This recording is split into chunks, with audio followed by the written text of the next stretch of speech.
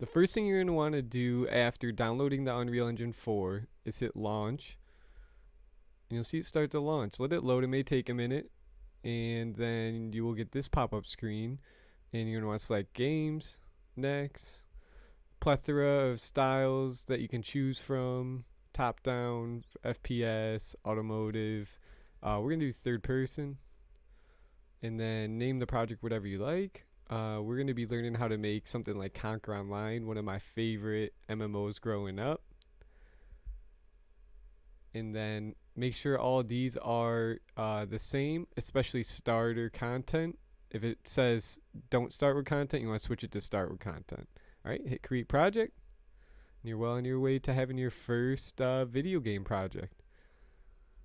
Let it load. May take a minute depending on your specs. Alrighty, now we have the project file. So you can dismiss this in the bottom right. And then we're going to make a couple folders here. We're going to do everything in the blueprint class. Here's your default pawn character. And then right click, new folder. We're going to call this characters. Click on this folder.